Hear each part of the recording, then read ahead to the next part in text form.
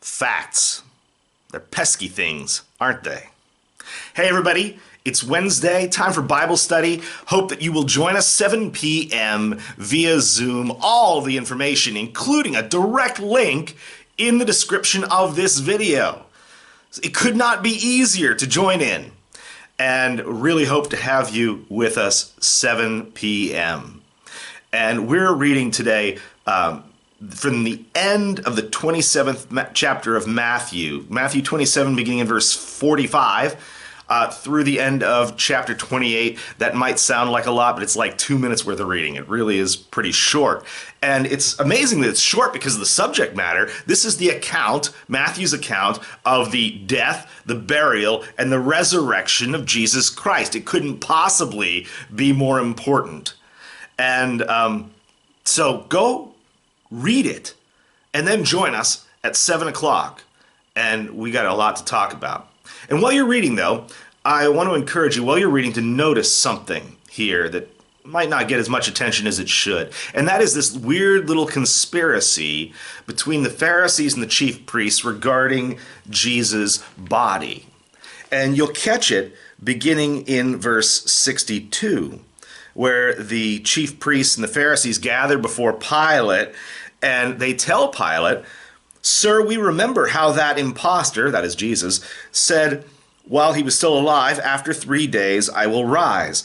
Therefore order the tomb to be made secure until the third day, lest his disciples go and steal him away and tell the people he has risen from the dead, and the last fraud will be worse than the first."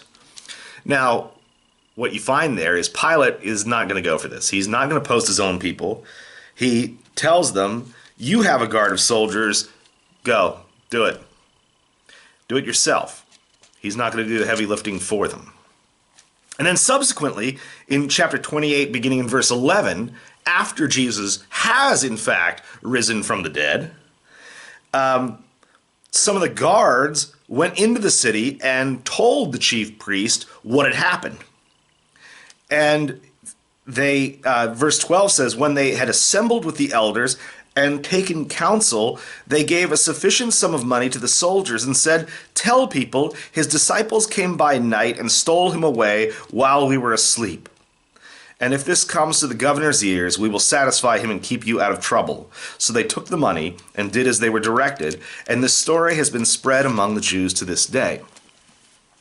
Now, why do I find that so interesting? I find it interesting because it is direct evidence for a couple of things. One is that even the chief priests and the scribes knew that Jesus had predicted his resurrection before his death.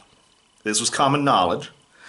And second, it's really, really interesting because even his worst enemies were unable to deny the one big, huge, inconvenient fact staring them in the face and contravening their claim that Jesus was a fraud, a fake Messiah. And it was that his tomb, where he had most definitely been laid on Friday, was now most definitely empty. Nowhere in any of the controversial literature that you find from the from subsequent centuries, either pagan or Jewish, attempts to refute the gospel, do you find any serious argument that Jesus' tomb was not empty. You find no serious argument that Jesus remains buried outside Jerusalem. What you find are a whole bunch of conspiracy theories about where his body must have gone so that the tomb was empty.